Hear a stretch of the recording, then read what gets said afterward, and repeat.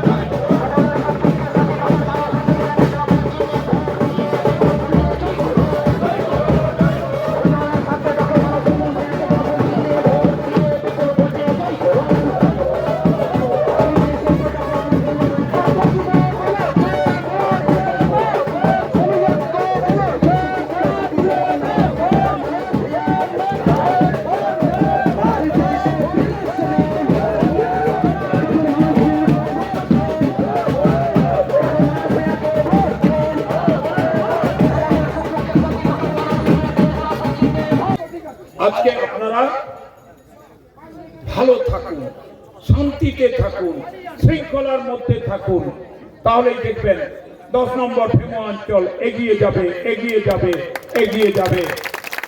আর আমি আপনাদের ভাই, ভুলে যান আমি মন্ত্রী, আমি এমএলএ। আমি সবংকে ভালোবাসার, 10 নম্বর ভীমা অঞ্চলকে ভালোবাসার সবংয়ের একটা লোক যে বারবার বলেছে আমার যেখানেই মৃত্যু হোক, আমার ডেড বডিটা যেন সবংয়ে নিয়ে এসে পোড়ানো হয়। আমার স্বর্গ সবং, আমার ভালোবাসার দেশ সবং, আমার মর্যাদার দেশ সবং।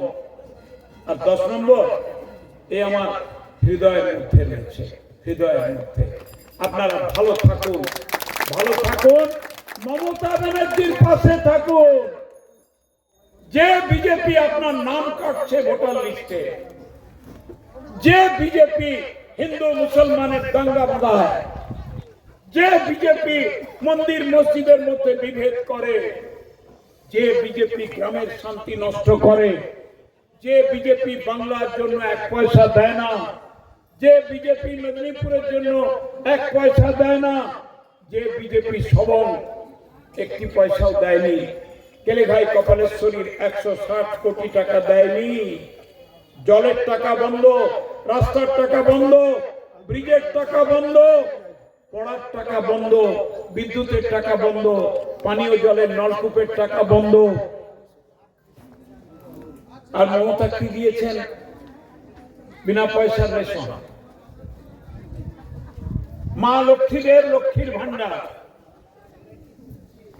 ভাতা, পড়ার স্কলারশিপ, কন্যাশ্রী, রূপশ্রী, ঐক্যশ্রী, যুবশ্রী, এখন যুবসাথী।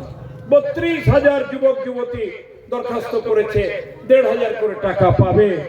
মা লক্ষ্মী ভান্ডার ১,০০০ থেকে ১৫, তপশিল এবং আদিবাসী মা বোনেরা ১২০০ থেকে ১৭০০। আমাদের ভালোবাসা আছে, আমাদের মর্যাদা দিয়ে আপনাদের কাছে হাত বাড়ায়। আর বিজেপি সব বন্ধ করে দিয়েছে। বিজেপির একটা জিনিস আছে, একটা থলি আছে, থলি মানে বুঝেছেন? ওরা রাত্রি 12টার পর আপনার বাড়িতে এসে বলবে, বৌদি একটু দরজাটা খুলুন না, দাদার সঙ্গে কথা বলবো। কে গো তুমি? না, আমি থলি নিয়ে এসেছি। আরে নামটা বলো না। আমার নাম থলি বাবু। মন থাকবে? থলি নিয়ে এসেছি আর থলি বাবু। থলিতে কি থাকে আপনারা জানেন? ওরা মানুষকে কিনতে চায়, ওরা মানুষকে ভালোবাসা দেয়, সম্মান দেয়, মর্যাদা দেয়। বাংলার ভোটার লিস্টে নাম কাটতে চায়, মমতা ব্যানার্জিকে ধাক্কা দিতে চায়, অভিষেককে ধাক্কা দিতে চায়, আর চারিদিকে সন্ত্রাস নৈরাজ্য তৈরি করে বাংলা দখল করতে চায়। কি করে হবে না? তাই আমি ওদের বলি, থলি বাবুরা এসছে থলি নিয়ে।